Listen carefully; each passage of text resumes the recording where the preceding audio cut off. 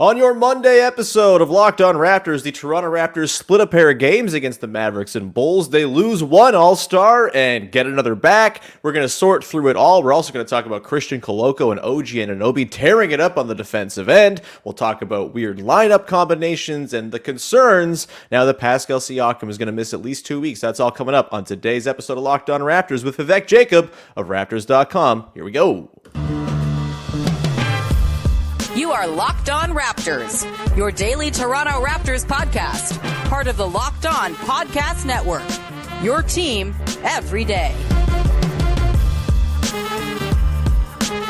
Hey, what's going on? Welcome to episode number 1276 of Locked On Raptors for Monday, November the 7th. I am your host, Sean Woodley of Post Touches, my brand new Substack. You can go subscribe to. It's just in my pinned tweet over at Woodley Sean. If you want to support it there, you can find the show on Twitter as well at Locked On Raptors. You can follow, subscribe to, rate, and review the podcast for free on all your favorite podcast apps as usual. And we are, of course, on YouTube. If you want to see the video version of the show each day, please go over and hit the big red subscribe button on the Locked On Raptors channel, and you have done me a service for which I will forever be in your debt. All right, on today's show, we are digging into the Toronto Raptors 1-1 weekend against the Mavericks and the Bulls. Another Bulls game tap for tonight, as well as all 30 NBA teams are playing. And we've, of course, got to dig into the Pascal Siakam injury, the return of Fred VanVleet, all that stuff. Joining me today is our pal, Vivek Jacob of Raptors.com. Big V, how are you, man? I'm doing great. How are you? I'm great too. Glad to hear Alphonso Davies is apparently not at risk of missing the World Cup with a muscle tear. That was the big concern of my weekend, and I'm sure yours as well. So that's good, I guess. I'll believe it when I see it. Yeah. Yeah. No, I mean, like, this is based on my very amateur experience of having torn my own hamstring. And having had multiple hamstring pulls as well. Like, it definitely wasn't a hamstring tear. Like, he would have been down and in a lot more pain than he was if that was the case. So it's some type of pull. We don't know the extent of the pull. And like, I remember when I watched it, I was like, okay, that's looking like touch and go. Like, worst case, it's a month. Best case, it's like 2 weeks. So hopefully, it's best case, and he's able to play that first game. But I could also see a situation where maybe by the time the Belgium game comes, because it's the first game, and say if he's only at like 70%, just don't play him. Like, you're probably not getting a point in that game anyway.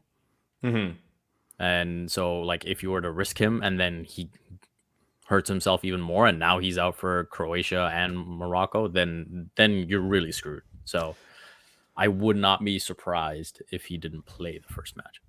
Hot World Cup talk off the top of Locked On Raptors. That's what you come here for. But it's what was on my mind all weekend. By the way, tearing hamstrings. I know you tore an Achilles. Are you skipping leg day, Big V? So no, this is the thing. I tore my hamstring when I was like 19.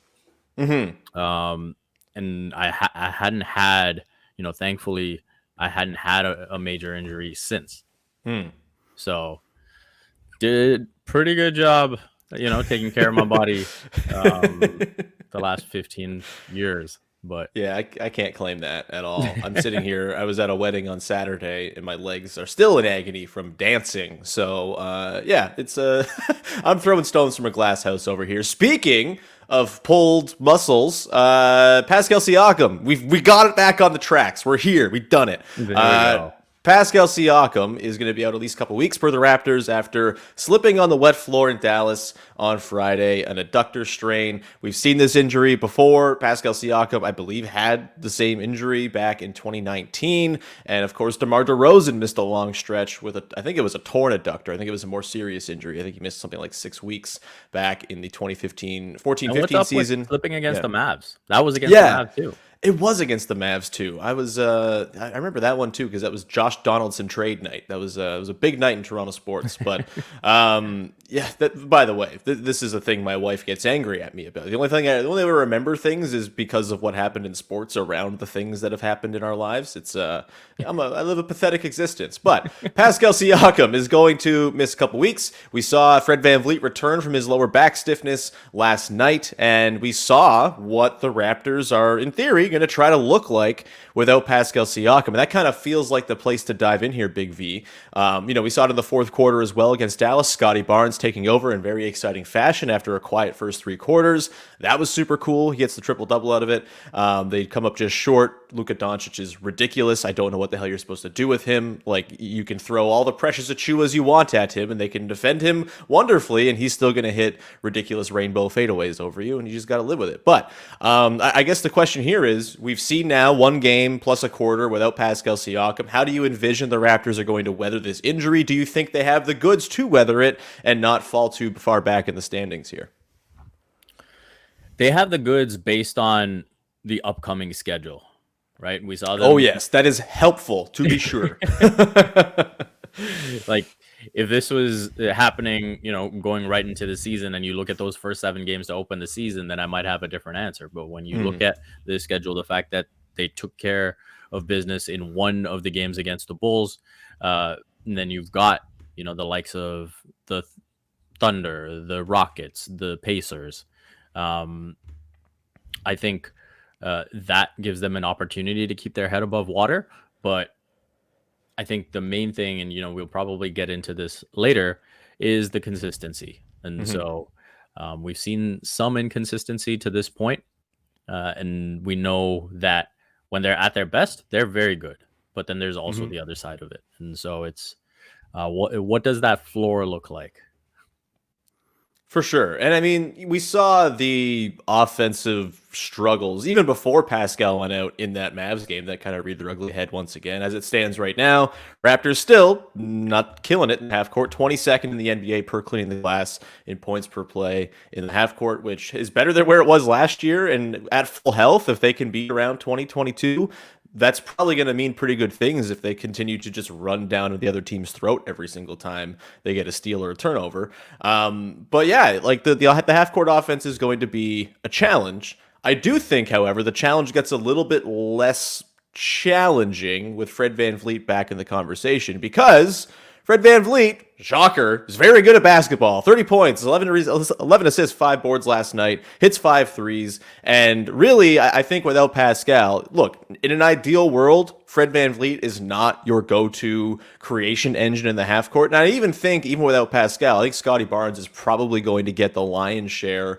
of sort of creation opportunities throughout games. But Fred VanVleet is a vehicle to good looks in the half court, and that's just a byproduct of he's a good passer. He can get paint touches and kick out. He's obviously an excellent three-point shooter, whether off ball or on, and he can run pick and roll. And we saw, hey, look, they're running the Pascal and Fred inverted pick and roll with Scottie Barnes, and that's still maybe not quite as effective a play with Scottie in place of Pascal, considering how good Pascal's been, but that's still an effective look. That's still going to get a lot of very wide open threes for Fred on the left wing there as he flares out after setting those screens. And I just think it was really nice to see Fred prove exactly how valuable he is last night.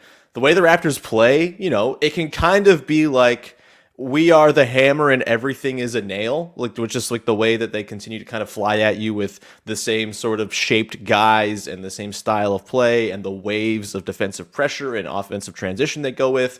But Fred VanVleet is there because sometimes you need a screwdriver and you have to sort of manipulate the defense. You have to work, the half court, the sets and things like that. You have to get him running around off balls around screens and whatnot. It's a different look, but no team is ever going to win with one look, and I think Fred VanVleet kind of proved last night that his insertion into the lineup gives the Raptors different options. Are they the best options?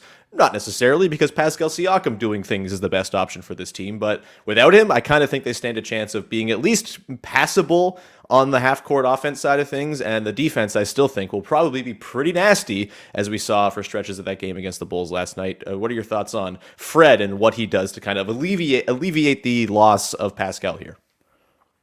Yeah, Fred is huge. I think what you watched last night, and you would think that you saw the Fred VanVleet from the first half of last season, the guy that Totally. made the All-Star team, that can carry the offense at times by himself and really understands, you know, the moments in games and understands when he's got to really, take on the onus himself, when he can afford to, play off of other guys. And I think this is the role he's most comfortable in. I think Hmm. we're seeing a bit of what happened with Kyle Lowry in that championship season, where whenever Kawhi was out of the lineup, it was like, okay, boom, I'm going to be, putting up 20 points, 8 assists, 5 rebounds, Hmm. doing everything I can to lead this team to win. And then when Kawhi's in there, I'm just going to take a back seat and sort of figure things out where I can find my rhythm, that type of thing. And that's what we've seen, with his usage rate, his shot attempts in the games that Pascal's been healthy, that Scottie's been healthy. And so now in this role, I do expect to see that guy that was averaging like 20.7 assists last season. And that's something he's very adept and comfortable with doing. Yeah, and I think because of where Scottie is compared to where he was last year as a creator, I think a lot of those 20 points that Fred is in line to start picking up here, like I think the dispersal is going to be a little bit different than where we saw it last year, where a lot of it was self-created stuff, mid-range stuff last year for him last year. I keep repeating myself because I'm bad at talking words. But I think we're going to see him, like we saw last night, run around off ball, use his gravity to sort of bend the defense that way. And Scottie, I still think, is going to have a pretty heavy creation burden here, probably even more so than he would have had last year, of course, because of the strides he's made. Let me ask you, like, how comfortable are you right now with Scottie running the offense? Obviously, lots of really cool things happen when he's doing it. He's able to get to his spots. He's got that great sort of leaning floater where he's kind of drifting left and puts it up. That feels like a pretty money shot for him right now. The no-look passes certainly help make the whole thing very aesthetically pleasing. Do you think Scottie's going to be thrown to the wolves here, I would say, in the next couple of weeks here as we wait for Pascal to come back, just to kind of see if the flashes he's shown of being a little bit more forceful, having a little bit more pop on his drives, if that's actually legit and can carry over a bigger sort of creation burden. Do you have confidence that he's going to be able to do it? Do you think they might have to revert to a Fred-centric offense in time here as they wait for Pascal to get back? What's your sort of read on Scottie's creation and his ability to kind of handle what is going to be thrown at him in this next couple of weeks? Yeah, I expect Scottie to be the number one playmaking option. I expect Fred to be the number one scoring option. Sure. And so, I had talked about this as one of my on a previous episode. But I really love that this segment has created a really awkward thing for everyone to have to say. It's fantastic. It's really done exactly what I designed it to do. And so what I was wondering about in that previous episode was, Scottie's willingness to let the game come to him. Sure. Right. And so you see these stretches where he does seem a little bit anonymous, if you will, and lets the game kind of go by. And then all of a sudden there's stretches where it's like, okay, it's winning time. Like we have to make this run now or we're going to lose, or, something bad is going to happen. And then you see him take it up to an incredible level that makes us believe the things that might be in store for Scottie's future. And so, story I'm working on right now for Raptors.com that'll be up in the next couple of days is, hey, that question about Scottie Barnes and what he can be in the future, how much of that are we going to see right now in these next few weeks? And to finish that point, that aggression, whether it's for 30, 35 minutes, whatever it is he's playing, we need to see it consistently from minute one. Not, like the way he finished that fourth quarter against Dallas was incredible. Thrilling stuff, really, man. But you also got to wonder, how does he have 3 points after 3 quarters as well? Yeah, for sure. That's the part where over the next few weeks, right, when you don't have a Pascal to lean on, it's going to be more magnified. Absolutely. It's going to be a thing to monitor for sure. I know I'm very excited to see it. Like, it's not nice to have Pascal out, but it is kind of cool that it creates a laneway for Scottie to peer into the future a little bit, and we'll see how much he can hang. We're going to continue on here. We're going to talk about a couple of dudes who have been messing things up on the defensive end in particular. OG Anunoby, who has 1,000 steals already, I think is the official count on the year, and is looking pretty good on the other end as well the last couple nights out. And Christian Koloko, we're going to dig into those two guys, kind of the stars of the weekend, I think. We'll get to them in just a sec. But first, I want to tell you about our friends over at Prize Picks, who have made daily fantasy sports fun, easy, accessible, the whole 9 yards. It's a great time to play. Basically, how it works is you put in your entry of 2 to 5 players. You predict whether they're going to get more or less than their projection in a given stat. So you want to say OG Anunoby is going to get more than 2.5 steals? That is an entry you should be making for sure at this point, considering recent events. All therefore put your entries together, and if you win up to 5 different times on a single entry, you can win 10 times more money when you are successful. You have fast and safe withdrawals as well, and Prize Picks is currently operational in over 30 states and Canada in every province except for Ontario. So please go check them out right now. Download the Prize Picks app or go to prizepicks.com to sign up and play daily fantasy sports. First-time users can receive a 100% instant deposit match up to $100 with the promo code LOCKEDON, all one word. Don't forget to enter the promo code LOCKEDON to get that 100% instant deposit match, which means $100 free appears in your account. What a great deal over at Prize Picks, who have made daily fantasy sports super fun. All right, we continue on here with your first listen of the day. Went a little long in that first segment, but that's fine because it was a loaded weekend and lots of stuff to dig into. Vivek, let's now move our attention over to, again, the guys who I kind of think were the stars of the weekend. In OG Anunoby and Christian Koloko. OG on Friday against the Mavs explodes for 27 points, 11 of 21, 7 boards, 5 more steals because he's a monster, and then followed that up with 22, 6, and 3 with 3 steals on 10 of 19, 2 of 5 from deep in the game against the Bulls. We'll get to Koloko in a second. He was really exciting last night in particular, but thoughts on OG's weekend? We were kind of seeing him round back into offensive form here, it seems, after kind of being in the wilderness to begin the year. The defense has obviously been there all the way through. It's going to have to be like this, right? Without Pascal, OG's probably going to have to take up a bit of an offensive burden here. But what have your impressions been of what he's been doing on the offensive end as he scored 49 points over the weekend? Is there anything that he's doing that's got your eye in particular? What's your read on OG after a very strong couple of games? Yeah, so offensively, I'm really enjoying what I'm seeing. I think he's looking a bit more like the guy we saw prior to last season, and those threes are really falling for him. The opportunities to attack the basket, he's really identifying them. Here and there, you can say there's some post-up opportunities that he could finish better on. The balance isn't quite there. Here and there, there's a couple of drives where there's still a bit of that premeditation. So that's going to be part of the process. That's fine. But all in all, you mentioned just this weekend, and that's what we're mainly discussing. But the last 6 games, he's averaging 19 points. He's shooting 59.6% on twos, 38.7% on threes. He's been a plus 65 in that span. So he has been absolutely instrumental in the Raptors' wins. He's been instrumental in keeping the Raptors close. I think that's something that I find really encouraging. Like this season, this underlying theme that, when the Raptors have kind of had to hang in there, he's been a leader and has actually single-handedly kept the Raptors in games for stretches. And that's something that is a big development for me. Yeah, I think for me, when I think about what OG's doing so far this year, I think of you ever watch Planet Earth? Any of these, very high definition nature documentaries? Sometimes you'll have a situation where maybe you have I don't know, let's say some hyenas are working on, eating a little wildebeest. They're just hanging out.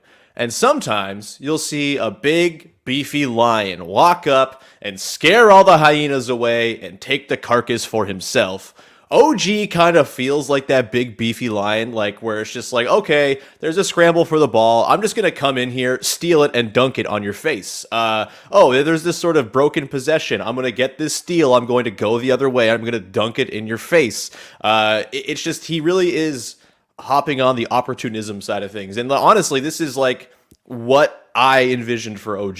Is he going to ever be a prime number one apex predator creator wing? Probably not. The handle's a little bit too wobbly for that. The balance can get a little weird at times. He can certainly do it in spurts. We've seen the mid-range jumper here and there. It's great to see those little pops of it, but where OG is really going to eat and where he's probably going to secure like a 63 true shooting percentage is on those opportunistic buckets, whether it's offensive putbacks, whether it's in transition, whether it's cutting and being the benefactor of attention paid elsewhere on the defense. That's the stuff he's incredible at. And if he's just doing that stuff a little bit more often, which it feels like he's doing lately, that's going to lead to him having an uptick in scoring, scoring punch. And, we'll see the sort of, the numbers match the preseason desire for a bigger role or whatever the hell the thing was coming into the year with OG that I don't know if we ever even got confirmed was a thing he cared about. But either way, he really is kind of cleaning up all these messes and is the benefactor of chaos. And like that was the real takeaway from the Raptors win over the Bulls, right? Is they optimized the chaos. They were the ones who turned weird broken possessions into good things for them, and OG's fingerprints were all over that. And it was a delight to behold because he's terrifying when he gets rolling downhill. He's just like the strongest man in the world flying at you at 100 miles an hour. Like, clear the way. Again, the beefy line on the savannah coming to mess up everybody else's day. Any last thoughts there on OG before we turn our attention to Christian Koloko? I think the last thing I'll just say is, to that point you were making earlier about expectations for OG. The great thing is, like, this is exactly what OG needs to be on this team. Yeah. Right. And I think for sure the fan base can sort of get excited about someone and then almost feel like you don't need this other guy anymore. Right. Like we saw it with Scottie playing the point and being like, oh, you know what? Maybe Fred is expendable. Yeah. Maybe Fred should go to the garbage can and just take a little walk. Huh? Like, right. Ridiculous. and that's what we saw in the offseason with OG with some of the debate, right? Where it's like, oh, you've got Fred and Scottie and Pascal. Is OG expendable now?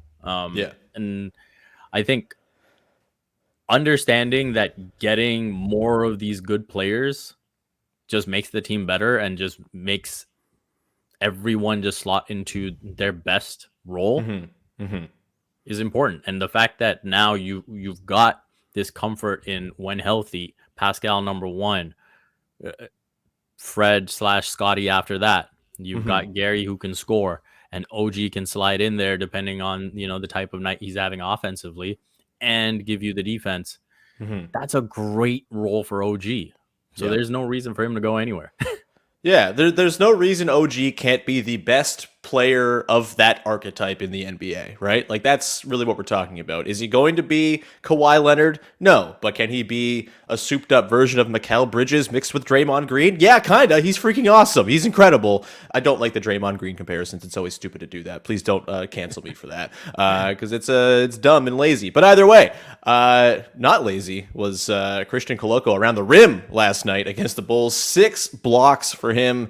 A really, really tremendous performance. The Raptors defense is just like a monster with him on the floor. Zach Lowe wrote about this in his 10 Things on Friday about how adding Koloko to the mix just kind of makes it an even more impenetrable wall of large dudes and arms and limbs. I thought for me, in a game where the Raptors were selling out to stop DeMar DeRozan, sending extra attention his way, doing their typical star-killing type of defense, the main ingredient they'd been missing with that the last couple of seasons is a backline rim protector to clean up any messes that are caused by heavy rotation. And lo and behold, Christian Koloko back there cleaning up those messes. Pretty good. What were your thoughts on Koloko's clearly best game of his career so far? 31 minutes, 11, 7, and 2 with the 6 blocks. Really, really cool to see him kind of flourish. What were your thoughts on Koloko and the way he performed against the Bulls in particular? I thought he was phenomenal. I thought it was the best game of his young career.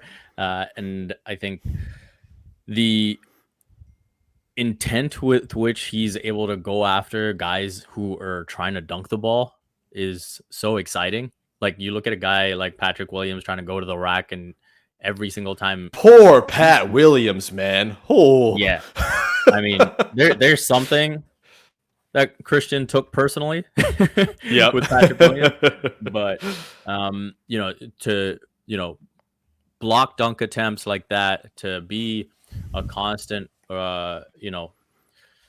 intimidator at the rim is obviously something that the Raptors just don't have, and it's special to have that now on this team.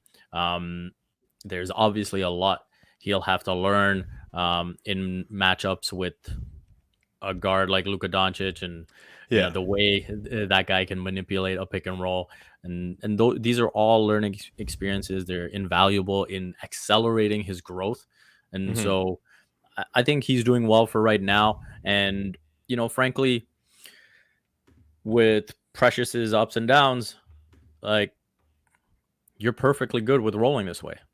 Yeah, 100%. And like he.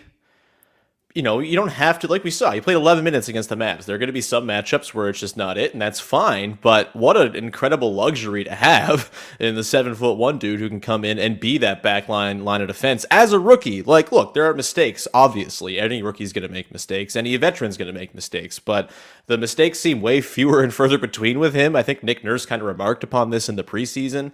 And it really gives them such a different element. Again, last year, this team was really a one-trick pony. They did the one thing really, really well, and if it worked, they won. If it didn't, they lost. This year, they have different things they can do. They can go Vision 6'9" and spread out and just go straight wings.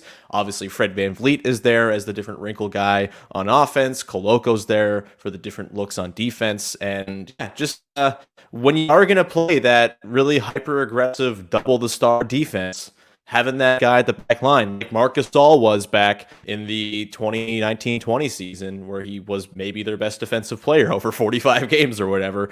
That's such a huge luxury to have, and it's really cool to see that. Like, I didn't expect this. I did not think we were going to see Koloko get this much run early on, but he's deserved every second of it, and I will gladly eat the L on that one because it's super fun to watch. And also the Raptors defense, I'm trying to pull up the exact number here of what the defense is doing when he's on the floor. It's nuts. Please bear with me, as NBA.com is unusable this season and very slow. But yeah, when he's on the floor, the Raptors have a 96.5 defensive rating in 174 minutes, which would by far be the best defense in the NBA. Pretty ridiculous. The next best guy, Kem Birch, 34 minutes, 88.6. Good for him. But then Fred VanVleet, the next guy who's played regularly, 104.8 when he's on the floor. So yeah, Koloko's making a big impact. And watching him help with the double at half court and then get back to the rim to block the hell out of Pat Williams, it's beautiful. We love to see it. We're going to continue on here, Big V. We're going to get into the good, the bad, and the from the weekend before we get you out of here. Before we do that, though, just a reminder, Locked On Leafs every day. The Leafs are winning games against good teams all of a sudden. Who knew they'd be fine? They always are. Go check out Locked On Leafs as Mike and Dave over there doing a great job breaking it all down as they head and continue to try to build on this win streak they got going. It's fun stuff. Locked On Leafs every day, wherever you get your podcasts and on YouTube. All right, Big V, the good, the bad, and the way we close out game recap episodes. Because we had 2 games this weekend, we will dig into just sort of a good, bad, and the from the whole weekend as a whole, maybe a theme or a through line from the couple games. Let's begin with your good. What you got? Yeah, so we already talked about OG, who mainly highlighted his offense, but his defense has been absolutely incredible. And to have a streak of 3 straight with 5 steals, 5+ steals is ridiculous. And yeah, hopefully that continues. The guy I want to talk about is Chris Boucher. He has become such a dependable guy off the bench. I loved that Fred VanVleet was asked a question about Thad and Otto being like steadying veteran presences on the team. And he added Chris Boucher to that list. And said, Chris Boucher has become that guy for us as well. And so I think the consistency of his energy, his effort, And like the identity that he adds to this team, it's like, oh, the Raptors get off to a slow start. It's like, oh, okay, Chris Boucher is checked in. It's going to change right now. And so I think he's become such an important piece of the puzzle for the Raptors. And, you usually associate it with like point guards in like putting guys in their right spots. But it feels like when Chris Boucher comes in off the bench, it's like everyone kind of knows like what they're supposed to be. Yeah, it's he is like, honestly, sixth man of the year should be in the conversation. Like he should be in that. He drives positive play like very few bench players do, and he's so he's integral to the transition attack. He's gotten so good finishing on the run. I would imagine there were times in recent years where it was a little overzealous. He gets kind of ahead of his skis a little bit. Not so this year. He's just so in control, even when things are bearing down on him. Chris Boucher rocks. Really, really loving it. He might be. Is it crazy to say?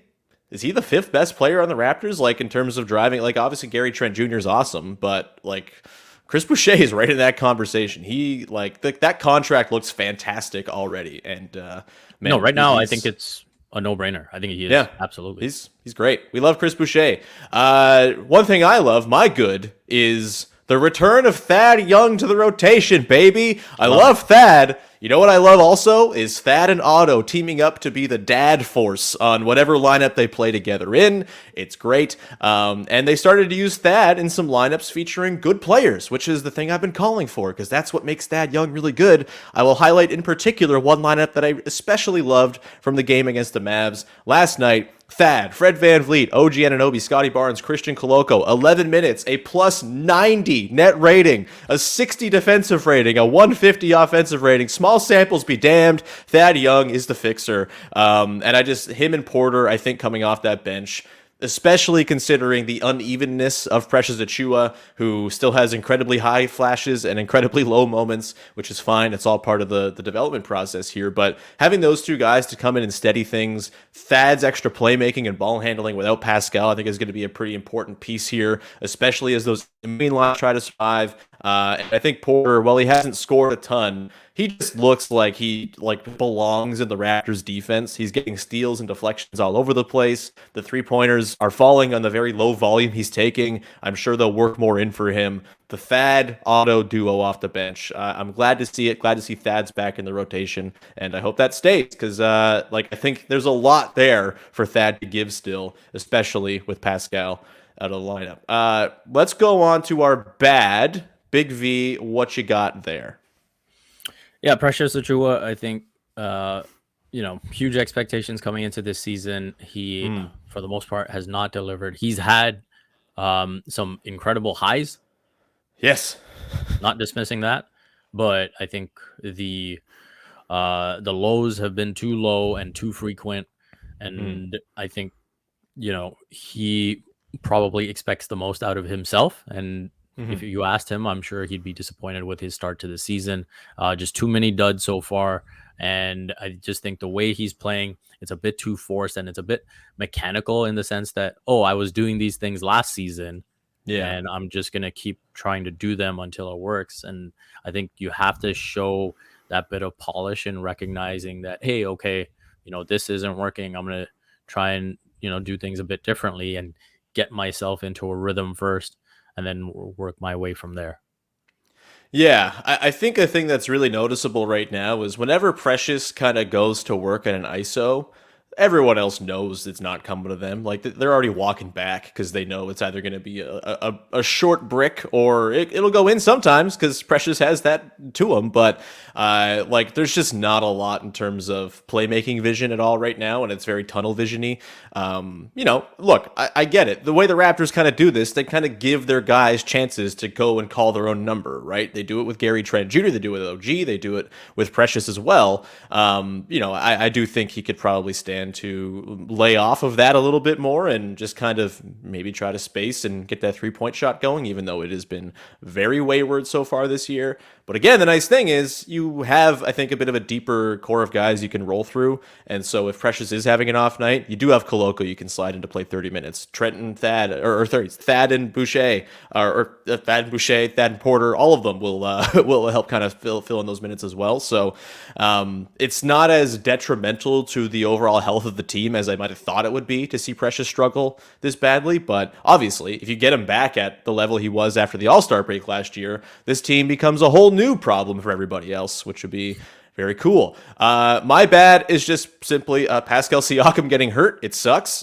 He was off to such an incredible start to the season. I would imagine he'll pick it up whenever he comes back, but you never know how these things go. The groin injury is a fickle one for sure, and we've seen it cost guys long stretches. My hope is that he'll be back in time to not have like his all-star candidacy or anything like that disrupted, but certainly sucks to see a guy playing that well get hurt. I think we can all agree that's bad. Let's go to our to close things out. Big V, what you got? What's your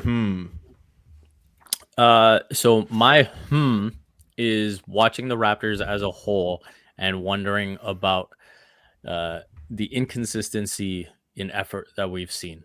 I don't think there's been quite the intensity for as long as stretches as we saw last season. And, a 6-4 record is solid, especially considering what the first 7 games looked like. But I think there have been some missed opportunities in there. And that's kind of why I'm still a bit wait and see, despite what the schedule looks like over the next few. And, this isn't an OKC that you're facing in, Feb or March, right? Shai Gilgeous-Alexander is playing great basketball. They're almost 500 right now. Tyrese Halliburton's playing great for the Indiana Pacers, and they're almost 500 as well. So I don't think those are going to be easy games. And so if you don't show up with that intensity right from the get-go, and individually, like we talked about Precious, we've talked about Scottie bringing it from the jump, all those little things add up. Yeah, that's a really good point. And I guess it's sort of a difficult line to toe because sometimes the critique is, why do they try so damn hard? They're getting hurt. They're throwing themselves around. They're playing too many minutes. And it is trying to, I can't imagine a Raptors team is going to struggle over the course of a full season with effort. Like that's kind of their whole thing. And I don't think Nick Nurse will kind of let that slide over long periods, but certainly in this early part of the season, you don't want to get caught by some team that's kind of playing above their head right now because you're not trying. And this was a problem for them last year. They lost a lot of games that were winnable. They won a lot against really good teams, so they kind of evened out. But certainly you don't want to see them, especially with no Pascal here. Like, you've been given a gift by the schedule gods to have this schedule without Pascal. It would be a damn shame to let it slip because you stopped trying for a quarter or two. My is offensive rebounding, Big V. Intriguing stuff. They were 21st in the NBA in offensive rebounding before Friday night. Since then, 18 offensive rebounds against the Mavs, 23 against the Bulls last night as well. I am curious, is this a counter to Siakam going out, maybe realizing the half-court offense is going to get a little wonky? Are they reinvesting themselves in offensive rebounding, or is it a 2-game blip? I am very intrigued because, of course, that's the thing they did extremely well last year. And yeah, they're up to 5th in the NBA in offensive rebounding percentage per NBA.com after being 21st just 5 days ago. So really interesting there. I don't know what to make of it just yet, but we know that was a good formula for success for them last year. And if that's a way to overcome the lack of Pascal, I don't think that is a terrible way to go. You got to get out of here, Big V, because you have to work. I will let you go. Thank you so much for coming on the show, man. This was great. Anything you'd like to promote for the good people out there before we get out of here? Well, in addition to covering the Raptors for the next 6 weeks, I will be working with CTV as a digital editor and producer for their World Cup page. And so yes, you can find a lot of my content up on their World Cup page in the weeks to come. Amazing stuff. We love it. We can't wait for the World Cup. It's going to be a delight, and we can't wait to read Big V's work on it. That's so awesome. Very, very exciting. We're going to let you go there. Thank you so much for tuning in. Please subscribe, follow, rate, review the podcast wherever you get your podcasts for free. We're also on YouTube, of course, as well. And we'll be back again tomorrow. We'll break down Raptors Bulls. That'll be fun. And in the meantime, go make your second listen of the day. Locked On NBA, as they are covering the league from a world league, 10,000 foot league-wide perspective, and doing a great job with it. Lots of Raptors talk in there because I usually text the host with Raptors propaganda to include in the show. So go check that out wherever you get your podcasts. And we will talk to you again on Tuesday with another episode of Locked On Raptors. Bye-bye.